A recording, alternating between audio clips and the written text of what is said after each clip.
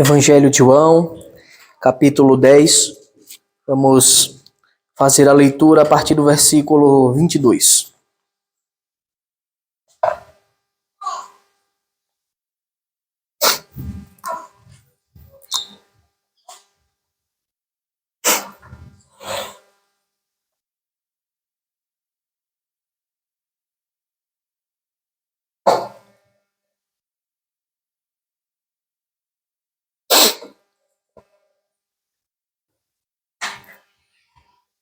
Os irmãos encontraram? João, capítulo 10, a partir do versículo 22, diz assim: Celebrava-se em Jerusalém a festa da dedicação. Era inverno. Jesus passeava no templo, no pórtico de Salomão. Então os judeus o rodearam e disseram: Até quando você nos deixará nesse suspense? Se você é o Cristo, diga francamente. Jesus respondeu: Já falei, mas vocês não acreditam. As obras que eu faço em nome do meu Pai dão testemunho de mim, mas vocês não creem, porque não são das minhas ovelhas. As minhas ovelhas ouvem a minha voz. Eu as conheço e elas me seguem. Eu lhes dou a vida eterna. Jamais perecerão e ninguém as arrebatará da minha mão. Aquilo que meu Pai me deu é maior do que tudo, e da mão do Pai ninguém pode arrebatar. Eu e o Pai somos um. Obrigado. Os judeus mais uma vez pegaram pedras com a intenção de apedrejá-lo, mas Jesus lhes disse: Tenho mostrado a vocês muitas obras boas da parte do Pai. Por qual delas querem me apedrejar? Os judeus responderam: Não é por obra boa que queremos apedrejá-lo, e sim por causa da blasfêmia, porque sendo você apenas um homem, está se fazendo de Deus. Jesus disse: Não está escrito na lei de vocês: Eu disse, vocês são deuses? Se ele chamou deuses aquele a quem foi dirigida a palavra de Deus, e a escritura não pode falhar, então como vocês dizem que aquele que o Pai santificou e enviou ao mundo está blasfemando só porque declarei que sou filho de Deus? Se eu faço as obras de meu Pai, se não faço as obras de meu Pai, não acreditem em mim. Mas se faço e vocês não creem em mim, creiam pelo menos nas obras, para que vocês possam saber e compreender que o Pai está em mim e que eu estou no Pai. Então tentaram outra vez prendê-lo, mas ele se livrou das mãos deles. Novamente Jesus se retirou para além do Jordão, para o lugar onde João batizava no início, e ali permaneceu. E muitos iam até ele e diziam: João não fez nenhum sinal, mas tudo o que ele disse a respeito deste homem era verdade. E naquele lugar, muitos creram nele. Amém. Vamos buscar o Senhor em oração. Santo Deus, nosso Senhor, agora, Pai, nesta parte tão importante do teu culto, do culto solene, estamos prestando a Ti, Senhor. Nós nos achegamos a Ti por meio da Tua palavra. Nós nos dirigimos a Ti, Senhor, com o coração contrito, quebrantado, pois já reconhecemos que somos pecadores. Nós nos dirigimos a Ti, ó Deus Altíssimo, que tem tudo em Tuas mãos, e nós já reconhecemos que o Senhor é Deus soberano, Criador. Nós nos dirigimos a Ti para alcançar o Teu favor, Pai, e para Te pedir que o Senhor nos ajude a compreender a Tua santa palavra. Que o Senhor nos ajude, Pai, a entender os mistérios, as riquezas, as maravilhas do Teu Evangelho, para que possamos contemplá-lo pela fé e viver pela fé as Tuas leis, a Tua palavra. Ajuda-nos, Senhor, a compreender o quão belo, quão profundo é a Tua palavra. Ajuda-nos, Senhor, a estar com o coração dobrado a Ti, pois não há outro Deus, importa que nós nos reunamos e prestemos culto, senão a Ti, o único e verdadeiro Deus, o Criador de tudo. Ajuda-nos, Senhor, precisamos de Ti. Ilumina-nos, em nome de Jesus. Amém. Meus irmãos, na sessão anterior desse texto, ainda no capítulo 10, nós vimos o discurso do Senhor Jesus para aqueles judeus, para os fariseus que estavam ali presentes, que rejeitaram as obras de Cristo, as obras do Senhor Jesus. Em especial, nessa última sessão, Jesus fez um discurso para aqueles homens porque eles haviam rejeitado a clara, a evidente obra de Cristo de fazer um cego de nascença ver, enxergar. Eles rejeitaram prontamente. E essa descrição do milagre, do sinal que Jesus fez na vida daquele homem está descrito no capítulo 9. E eles, não tendo do que acusar Jesus, eles olham para o Senhor e dizem: olha, você é pecador, porque você fez essas coisas no dia de sábado. Eles negaram totalmente o fato de Jesus ter feito um cego ver, um cego de nascença ver, e eles se apegaram ao fato de Jesus ter feito isso no sábado, tentando imputar a ele um pecado, a quebra do quarto mandamento que o Senhor havia ordenado para que guardássemos. E nós observamos as grandes verdades que o Senhor disse no seu discurso naquele dia, quando ele diz no versículo 1, ainda do capítulo 10, quem não entra no curral das ovelhas pela porta, mas sobe por outro lugar, esse é ladrão e salteador. Olha que palavras grandiosas de Cristo. E no versículo 7 ele explica o significado disso. A verdade, em verdade vos digo, em verdade lhes digo que eu sou a porta das ovelhas. É isso que o Senhor Jesus diz para aqueles homens. Olha, só um método de acessar o reino de Deus. Qualquer um que tente entrar no reino de Deus, qualquer um que queira estar junto das ovelhas de Deus, só pode entrar pela porta. É a única forma de entrar legitimamente no reino de Deus. E eu sou a porta. O Senhor Jesus é a porta. E aqueles homens queriam entrar por outros caminhos, pelo legalismo, achando que cumprindo a lei seriam dignos de pertencer ao reino de Deus, senão que somente a graça do Senhor faz isso. E o Senhor havia deixado claro para aqueles homens: há só um método, é só por meio de mim que você pode acessar o reino de Deus. A porta das ovelhas sou eu, a porta do curral sou eu. Para estar junto das minhas ovelhas, para ser uma das minhas ovelhas, você tem que entrar por mim. Afinal, eu sou o caminho, a verdade e a vida.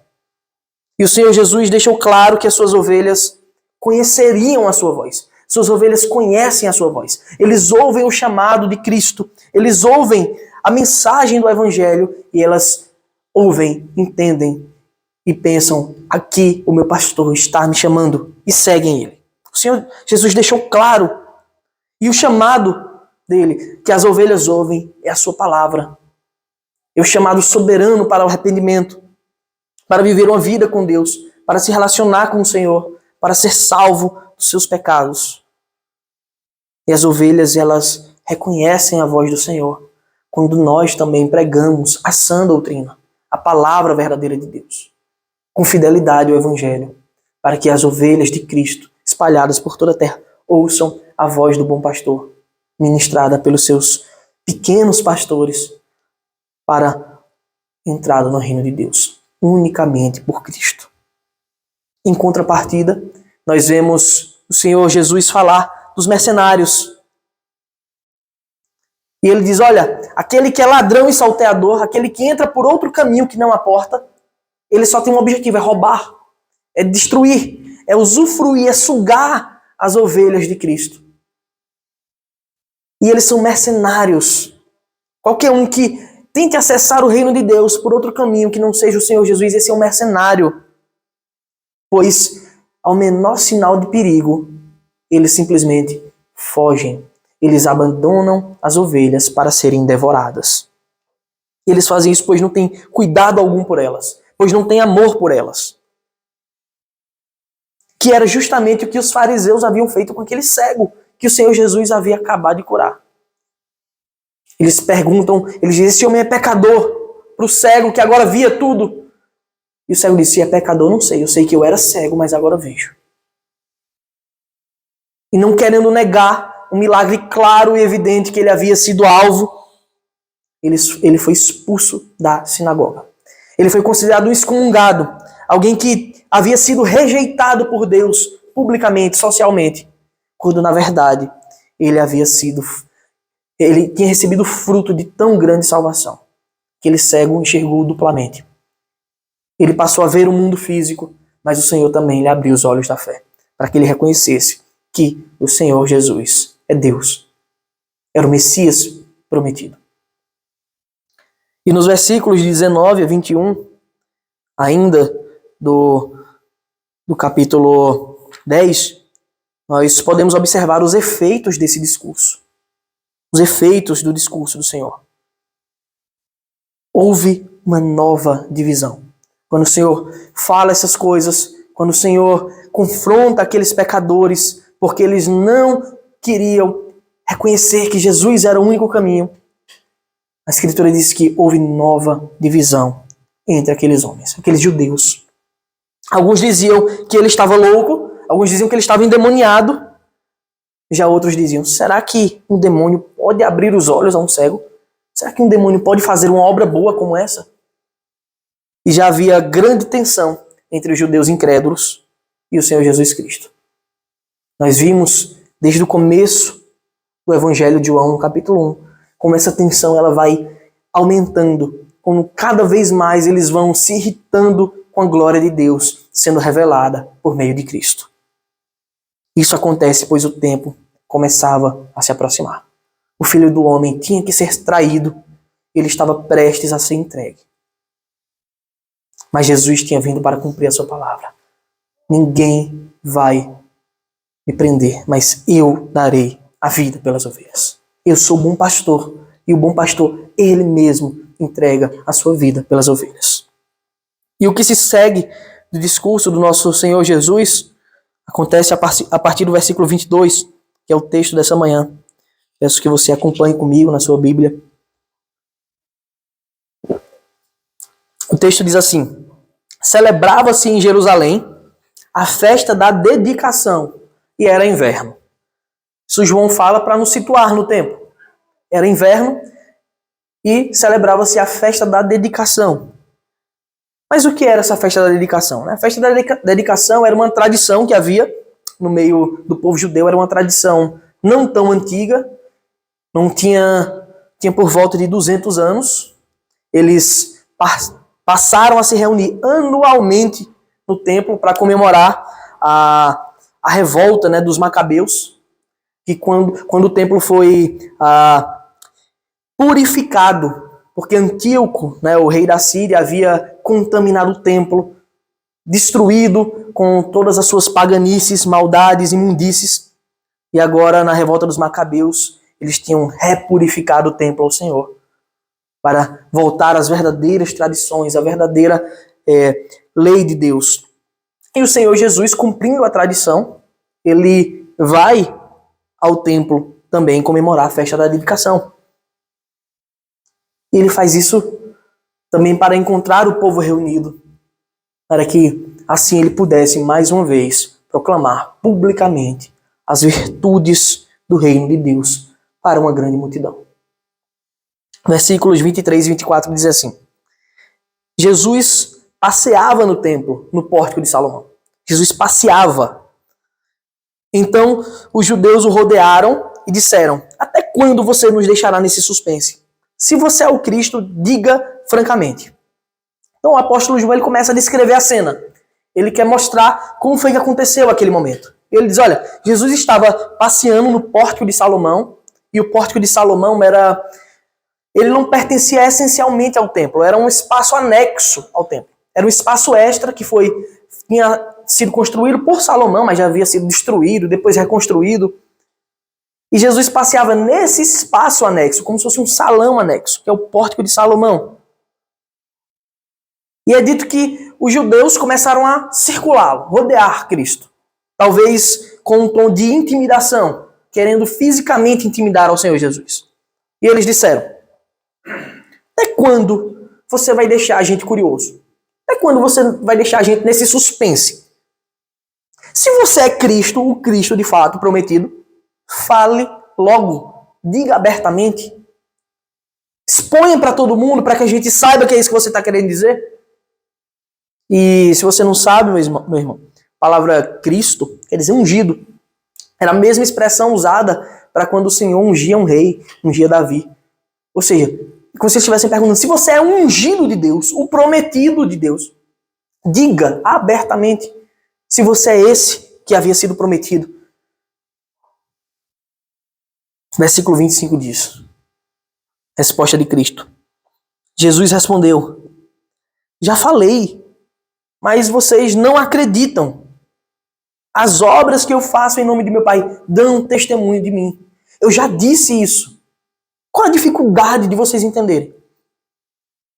A resposta de Jesus é clara e direta. Eu já falei, mas vocês não acreditam.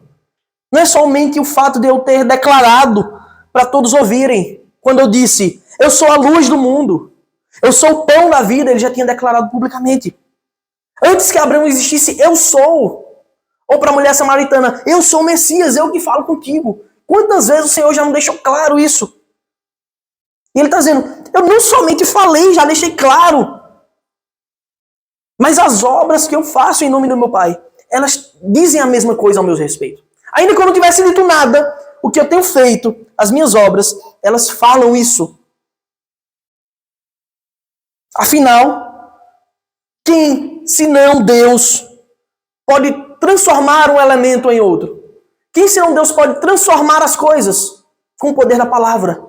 Encham as talhas de água e entreguem. E simplesmente elas se transformaram em vinho por causa da palavra soberana de Cristo. Quem, senão Deus, pode mudar os elementos, transformar a água em vinho? Quem é que pode, senão o Senhor do universo, senão aquele que tem nas mãos poder onipotente, olhar para um paralítico há muitos anos e dizer, levanta, pega o seu leito e anda e vai. Todos haviam ouvido, tinham visto as obras de Cristo. Quem, senão Cristo de Deus, poderia andar sobre as águas? Quem poderia ter domínio tal sobre a natureza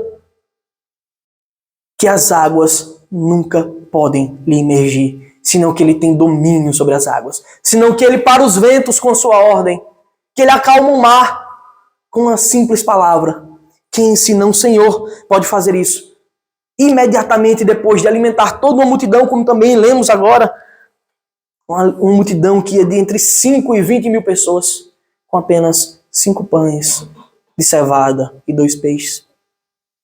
Quem, senão Deus Todo-Poderoso, pode fazer isso? E ainda, depois de alimentar todos, de deixá-los fartos, saciados, encher 12 cestos com as sobras dos pães e peixes. Quem, senão o Senhor, pode fazer um cego de nascença ver? Quem, senão o médico dos médicos? Quem, senão Deus Todo-Poderoso? E é isso que o Senhor Jesus olha para ele e diz, para aqueles homens e diz, as minhas obras claramente atestam que eu sou o Cristo, que eu sou o Messias, o Filho de Deus. Eu já disse a vocês, eu já fiz diante de vocês todas essas coisas. E eu pergunto a você, meu irmão, você sabe por quê aqueles homens ainda tinham dúvidas? Você sabe por que eles não conseguiram olhar o mundo físico e perceber que o que o Senhor Jesus fazia era além do natural, era sobrenatural? O próprio Jesus responde essa pergunta.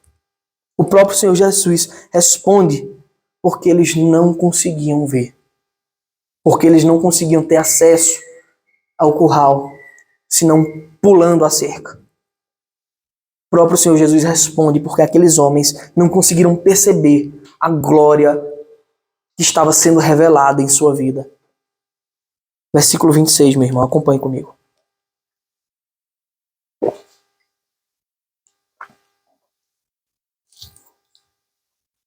E a resposta é essa. Mas vocês não creem. Eu já disse tudo isso. As minhas obras já fizeram isso para vocês. Elas atestam isso. Mas vocês não creem porque não são das minhas ovelhas. É por isso. Vocês não creem porque não são das minhas ovelhas. Versículo 27. As minhas ovelhas ouvem a minha voz. Eu as conheço e elas me seguem. Essa é a grande verdade. Porque aqueles homens estavam tão obscurecidos com a coisa óbvia que todo mundo podia ver. Vocês não veem porque vocês não são das minhas ovelhas. Essa é a forte e firme resposta de Cristo para aqueles homens.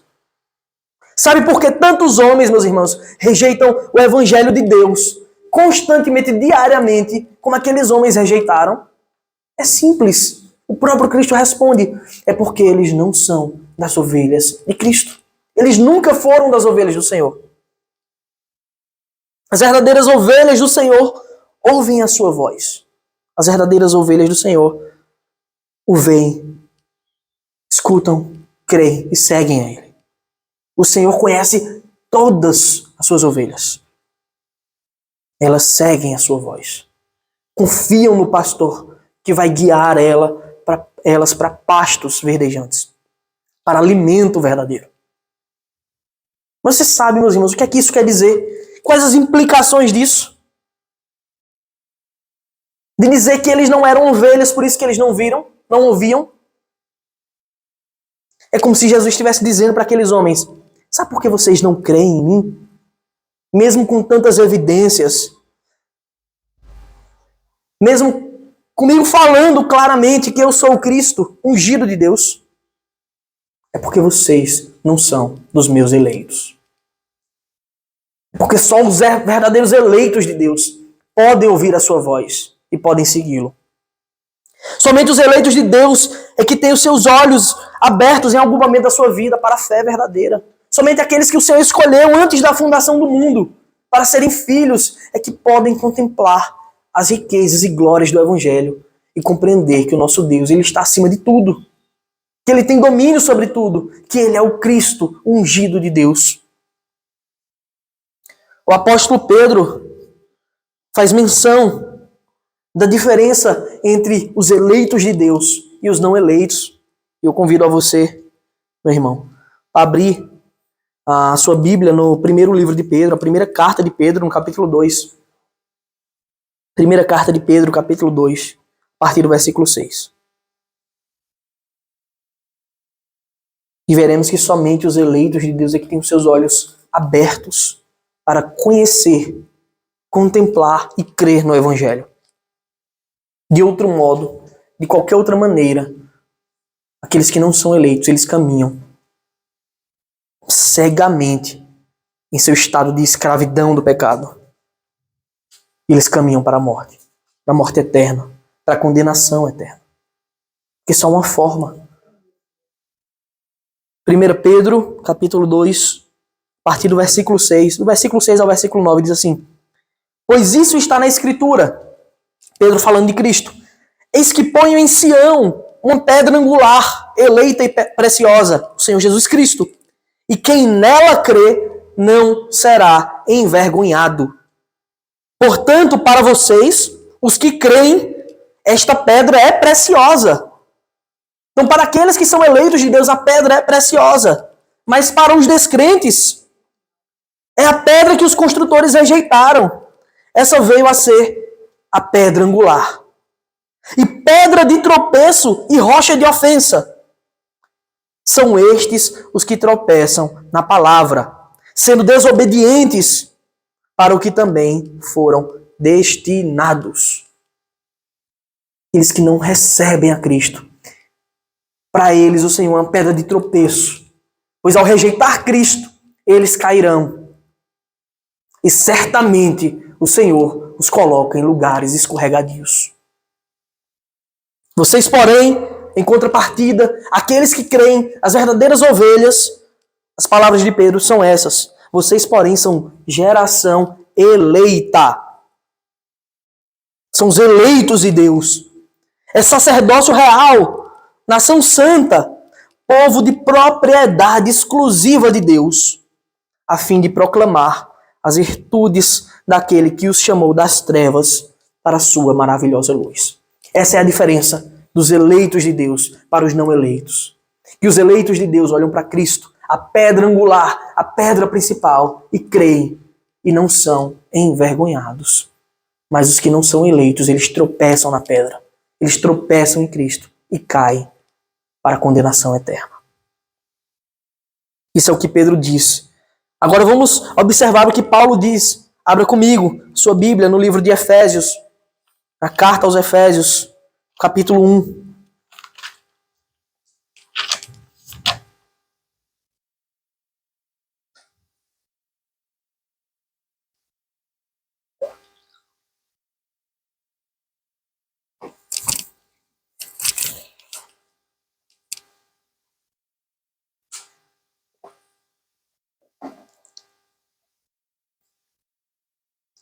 Efésios capítulo 1, a partir do versículo 4, o apóstolo Paulo diz: antes da fundação do mundo, nos escolheu nele. Olha, Deus nos escolheu. Antes da fundação do mundo, Deus nos escolheu nele. Com motivo, para sermos santos e irrepreensíveis diante dele. E em amor nos predestinou para ele, para sermos adotados como seus filhos, por meio de Jesus Cristo, segundo o propósito de sua vontade, para o louvor da glória de sua graça, que ele nos concedeu gratuitamente no amado. Olha o que o Senhor Jesus faz por nós, meus irmãos. Ele nos escolheu nele, antes da fundação do mundo, para sermos santos e irrepreensíveis. As ovelhas de Deus, aquelas que ouvem o chamado do bom pastor, é porque eles ouviram, eles creram porque eram eleitos. Mas o Senhor não elege o seu povo para viver como os ímpios, os reprovados. Ele elege os seus filhos para serem santos e irrepreensíveis. Então você, meu irmão, que acha que é só dizer que aceita Jesus, mas vai viver uma vida ordinária, uma vida ímpia, achando que porque é membro de uma igreja, que tem o seu nome escrito no hall de membros, que está tudo certo. As verdadeiras ovelhas do Senhor, elas ouvem o chamado do pastor e o seguem, que é Cristo. Elas foram eleitas para serem santas. Elas foram eleitas para serem irrepreensíveis diante de Deus. O Senhor nos chamou para a santidade. E Ele nos predestinou. Ele traçou o nosso destino para sermos seus filhos. Do contrário disso, você não é um eleito de Deus. Os eleitos de Deus são aqueles que ouvem o chamado do bom pastor. Aqueles que sabem que tem um dono, que são ovelhas do Senhor do universo. Aquele que fez todas aquelas grandes obras. Em 2 Tessalonicenses, os irmãos não precisam abrir, 2,13 diz assim: mas devemos sempre dar graças a Deus por vocês, irmãos amados, pelo Senhor, porque Deus os escolheu desde o princípio para a salvação, pela santificação do Espírito e fé na verdade. Essa é uma das doutrinas mais lindas da palavra de Deus. Essa é uma das grandiosas doutrinas sublimes. É a doutrina da eleição incondicional. Nós sabemos que se hoje escutamos a voz do Senhor, se hoje escutamos o chamado do Evangelho e respondemos com sim para Cristo, é porque antes do mundo ser criado, o Senhor já havia nos escolhido. Ele não escolheu um grupo, mas Ele escolheu pessoalmente cada um daqueles que haviam de crer. Cada um daqueles que seriam suas ovelhas. Cada um daqueles que iam compor a sua igreja invisível. É por isso que as ovelhas de Cristo, meus irmãos, o seguem. É por isso que o Senhor Jesus disse: vocês não ouvem porque vocês não são minhas ovelhas, porque não eram eleitos. Mas os que ouvem é porque já haviam sido eleitos por Deus. É por isso que nós o seguimos. Não é porque nós fomos mais capazes do que os outros. Porque a nossa visão era melhor para enxergar a verdade. Ou a gente era mais inteligente que os outros. Senão por pura graça. Senão porque Ele, desde os tempos eternos, nos tomou pelas mãos. E nos transportou para a sua glória. Para a salvação. Para a redenção.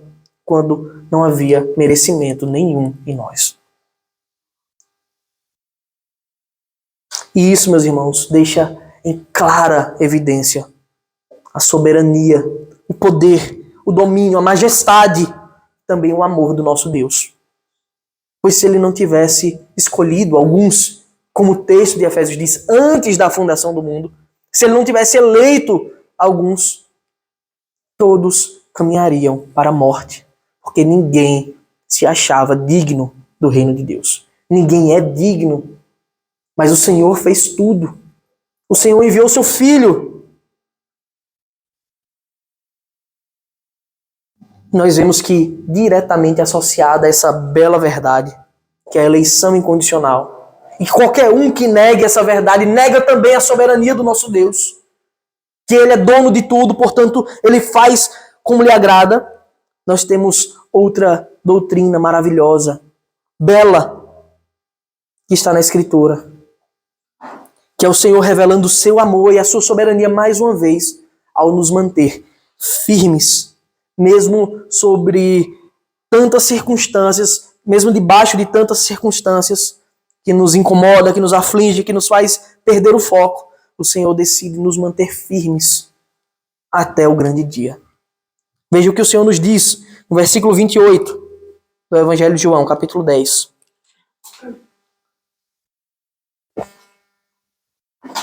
O que o Senhor nos diz é: eu lhes dou a vida eterna. Veja, no versículo 27, 26 e 27, o Senhor tinha dito isso aqui. Mas vocês não creem porque não são das minhas ovelhas. Por outro lado, as minhas ovelhas ouvem a minha voz. Eu as conheço e elas me seguem, a eleição de Deus. Imediatamente o Senhor diz, versículo 28, eu lhes dou a vida eterna. Jamais perecerão e ninguém as arrebatará da minha mão. Preste atenção, ninguém as arrebatará da minha mão. Aquilo que meu Pai me deu é maior do que tudo, e da mão do Pai ninguém pode arrebatar. O próprio Senhor Jesus, Ele nos garante que em suas mãos, os eleitos, nós estamos totalmente protegidos. E ninguém, meus irmãos, absolutamente ninguém pode nos tirar das mãos de Cristo.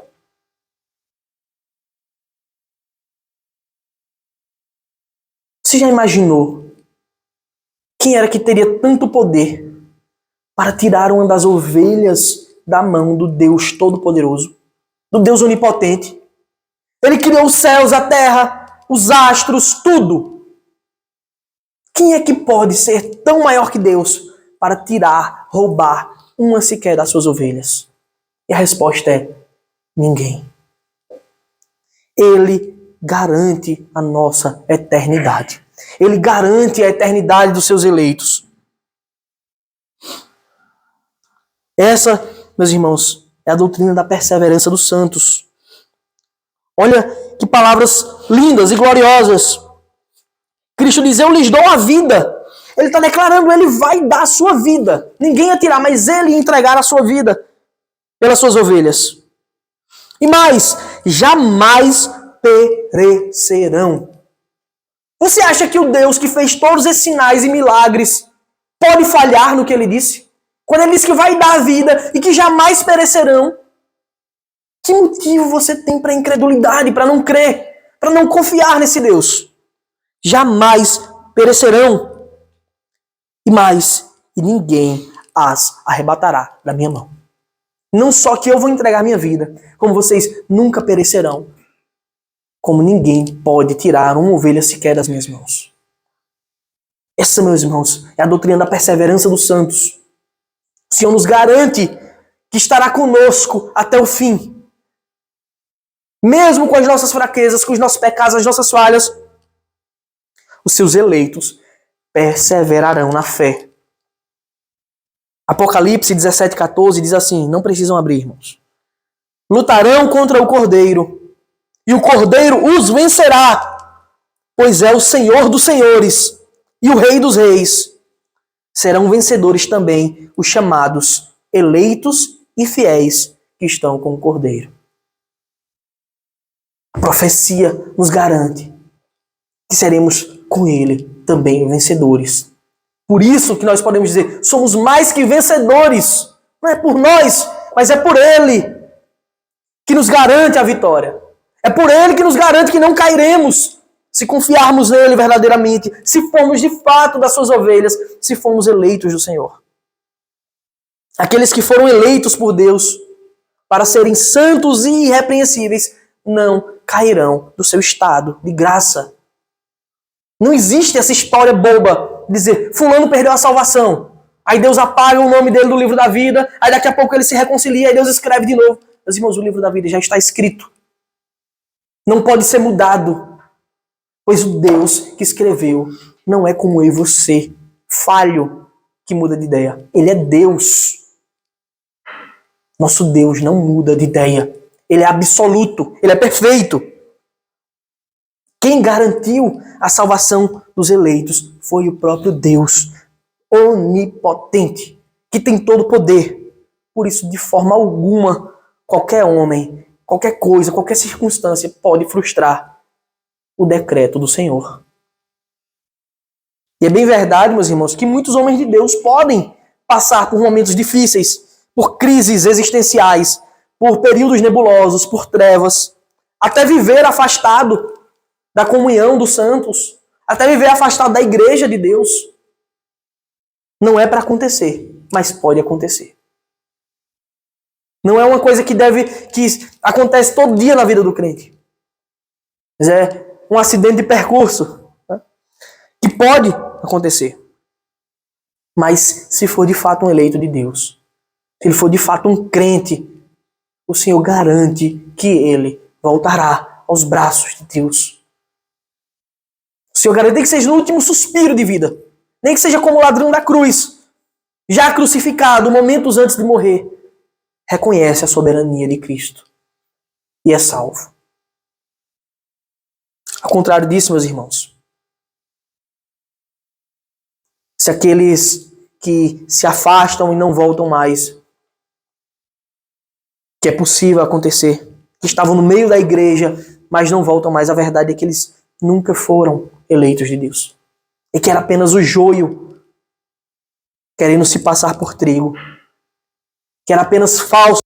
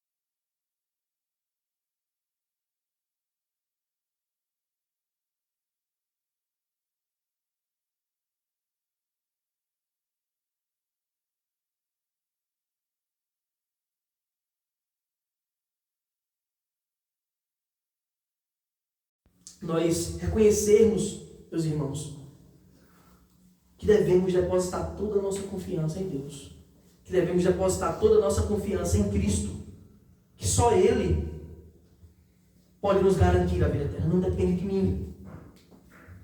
Como está escrito em Romanos 8, de 31 a 39,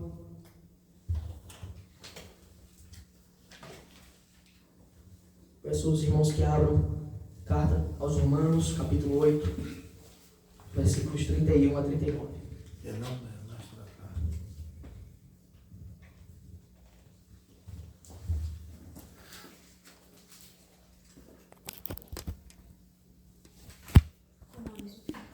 Romanos 8.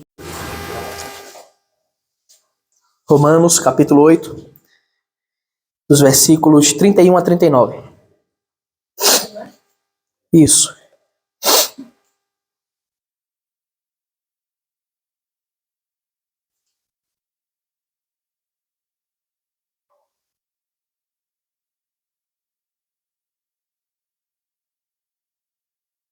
Os irmãos encontraram? Romanos, capítulo 8, a partir do versículo 31. Diz assim: que diremos então à vista dessas coisas? Se Deus é por nós, quem será contra nós? Texto bastante conhecido, mas esse é o real contexto. Aquele que não poupou seu próprio filho, ou seja, ele não poupou a Cristo na cruz, mas por nós o entregou, será que não nos dará graciosamente com ele todas as coisas? Será que ele não vai nos manter firmes ao chamado, se ele mesmo decidiu entregar o seu filho perfeito? E Paulo pergunta: quem intentará acusação contra os eleitos de Deus? Quem é que pode acusar os eleitos a ponto de convencer a Deus de que não valemos a pena? É Deus quem os justifica. Quem os condenará? É Cristo Jesus quem morreu, ou melhor, quem ressuscitou, o qual está à direita de Deus e também intercede por nós, meus irmãos. Essa verdade é gloriosa. O Senhor constantemente intercede por nós, pelas suas ovelhas. Quem nos separará do amor de Cristo? Quem será que pode arrebatar uma sequer das ovelhas da mão do Senhor? Será a tribulação? Ou a angústia? Ou a perseguição? Ou a fome? Ou a nudez? Ou o perigo? Ou a espada? O que é que será que pode fazer estarmos distantes de Deus? Sendo que Ele mesmo decidiu nos chamar, se relacionar conosco. Como está escrito: por amor de ti somos entregues à morte continuamente. Fomos considerados como ovelhas para o matadouro. Em todas estas coisas, porém, somos mais que vencedores, por meio daquele que nos amou. Esse é o real significado. Nós somos mais que vencedores porque o Senhor nos escolheu antes da fundação do mundo. Não é para viver uma vida fútil, achando que a gente vai ter riquezas desse mundo, mas que a maior riqueza é que não nos perderemos do Senhor se de fato formos as suas ovelhas.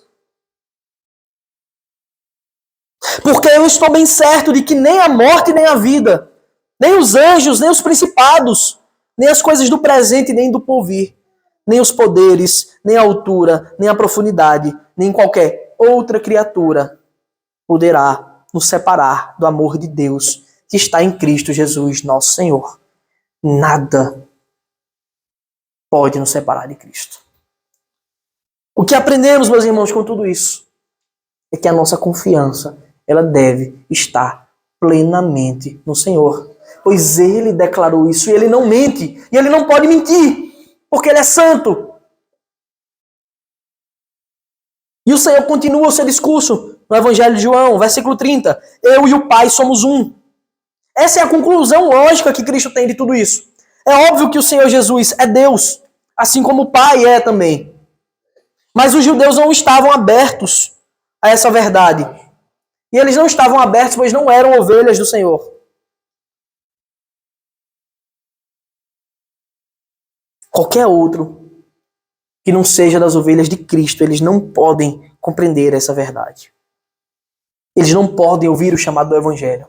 Mas eu digo a você hoje, meu querido irmão, você que me ouve, se você tem ouvido o chamado do Senhor, se você tem ouvido, crido na mensagem do Evangelho, se tem percebido que é um dos eleitos de Deus, não endureça o seu coração, como lemos no texto de Hebreus.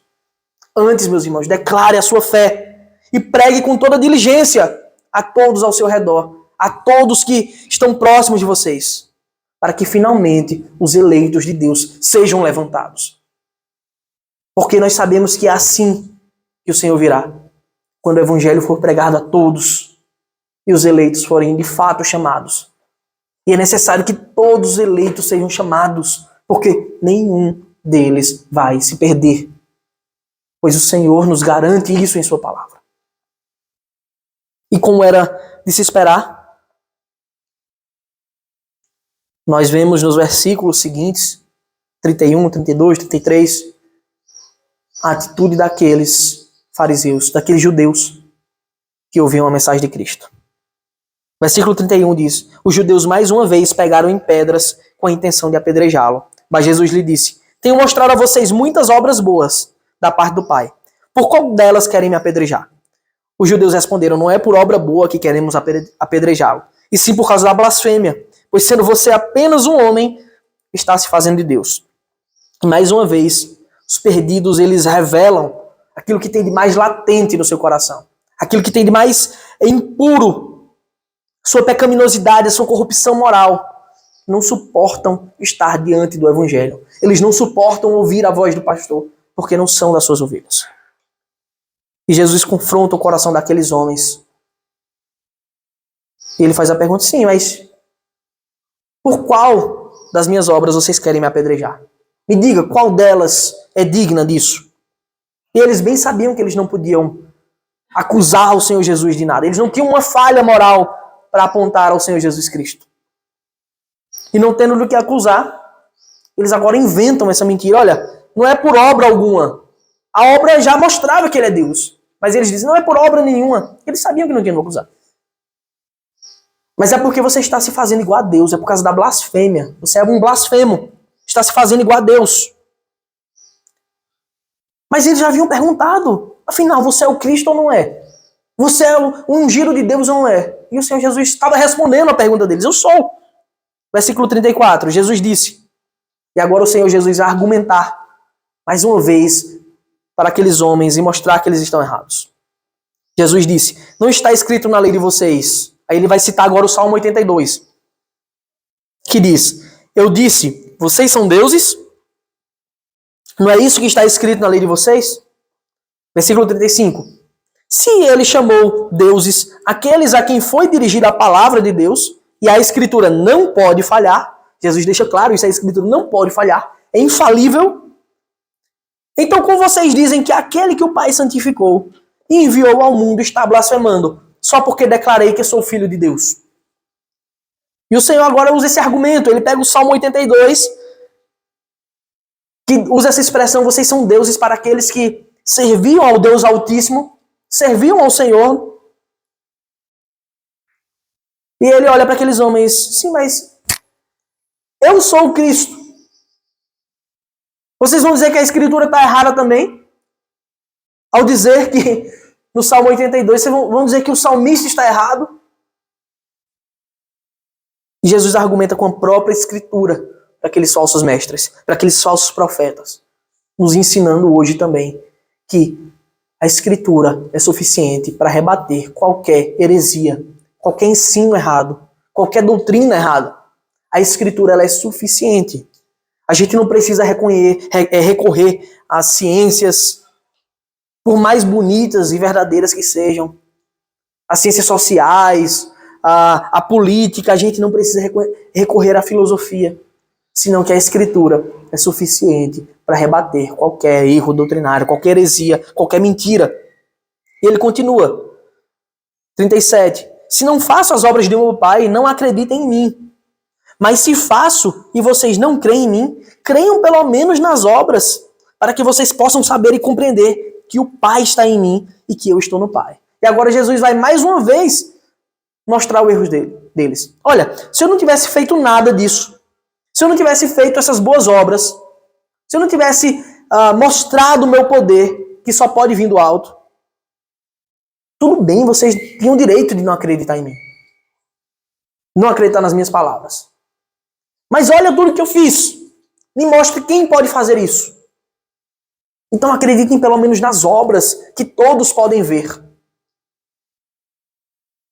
E assim vocês vão compreender que essas obras só podem ser feitas pelo Pai. E vocês vão ver que o Pai está em mim e que eu estou no Pai. Por isso que eu sou o Filho de Deus. Por isso que eu sou Deus. É isso que Jesus está dizendo. Jesus expõe a incredulidade daqueles homens. Ele deixa claro: se eu não faço as obras do meu Pai, não creem em mim. Mas se eu faço, vocês não têm motivo para não crer. Vocês devem crer. Aqueles homens, eles não tinham mais como argumentar contra o Senhor. Eles já tinham visto tudo que o Senhor tinha feito, o seu procedimento. Agora eles tinham ouvido a prova irrefutável de que o Senhor era Deus. Que o Senhor é Deus, o Filho de Deus, ungido. Mas eles não conseguiram perceber as glórias do Evangelho. Eles não conseguiram, porque para perceber as glórias do Evangelho, só sendo um eleito de Deus, só sendo uma das ovelhas de Deus. E assim como agem os réprobos, né, aqueles que são reprovados diante de Deus e caminham para a morte, para a condenação, aqueles homens também agiram, tentando suprimir as palavras de Cristo. Eles negaram com todas as forças as verdades do Evangelho. Versículo 39, e é dito: então tentaram outra vez prendê-lo, mas ele se livrou das mãos deles. Eles tentaram, com as suas próprias forças físicas, enterrar o Evangelho. Tentaram matar o Senhor, mas Jesus já havia deixado claro que ninguém podia tirar a sua vida, senão que ele mesmo haveria de entregar a sua vida em favor da sua igreja. Quão pequeno, quão ridículo é o homem que acha que pode frustrar os planos de Deus, muito mais com suas próprias forças físicas. Era o que esses homens tentaram fazer com Cristo. Versículos 40 a 42, para encerrar, o texto diz: novamente Jesus se retirou para além do Jordão, para o lugar onde João batizava no início, e ali permaneceu. E muitos iam até ele e diziam: João não fez nenhum sinal, mas tudo o que ele diz a respeito deste homem era verdade. E naquele lugar, muitos creram nele. Por fim, meus irmãos, nós vemos que longe do centro ali de Jerusalém, onde se diziam estar os guias dos cegos, os sábios, aqueles que cumpriam a lei, do outro lado do Jordão, o Senhor vai para onde João batizava no início, João Batista. E ali, quando demonstra o seu poder, quando prega o seu evangelho, aqueles homens se convertem. Longe dos holofotes, os homens humildes, os que foram eleitos por Deus, eles reconhecem o chamado de Cristo. E eles dão testemunho de João. Olha, estivemos aqui com João. Nunca vimos João fazer nenhum sinal, nenhum milagre. Mas tudo o que João testemunhou dele, de Cristo, é verdade. Tudo é verdade. E eles perceberam que estavam diante do bom pastor, do outro lado do Jordão. Longe dos ladrões e salteadores, dos fariseus, dos hipócritas, dos mercenários, estava Cristo salvando suas pequenas ovelhas. E muitos ouviram a voz do pastor. E muitos, naqueles dias, entraram pelas portas, pela porta do curral que é Cristo. E você hoje, assim como aqueles homens, distante dos grandes holofotes, distante dos poderosos desse mundo, dessa terra, você também tem a oportunidade de ouvir a voz do Senhor. Você tem a oportunidade de entrar pela porta que está aberta, que é Cristo. De reconhecer que só nele há salvação. E reconhecer que só ele é o caminho que leva ao Pai. Que só ele é o Messias, ungido de Deus. Sigam, meus irmãos. Sigam ele. Pois só nele há a vida eterna. E ele, somente ele, garante a salvação dos seus eleitos. Amém. Que o Senhor nos ajude a compreender a sua palavra. Que o Senhor derrame em nós da sua confiança, da verdadeira confiança que só os filhos de Deus podem ter. Vamos curvar as nossas cabeças. Eu quero convidar vocês a se colocarem de pé para a gente orar ao nosso Deus.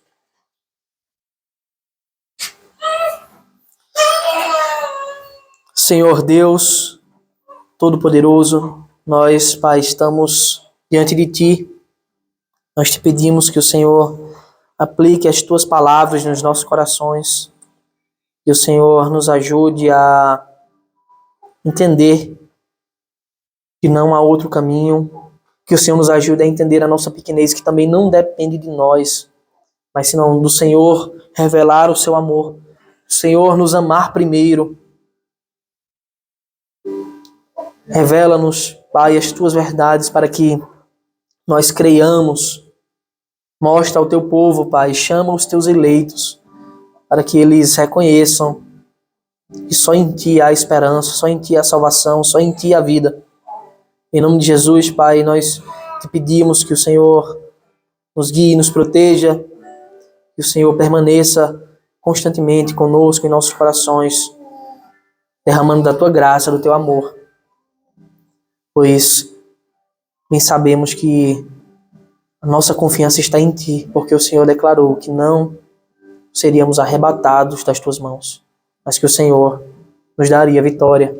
Por isso nós Te louvamos, porque sabemos que não depende de nós, e mesmo assim somos mais que vencedores, por causa do Senhor que nos amou. Obrigado por tudo, Senhor. Em nome de Jesus. Amém.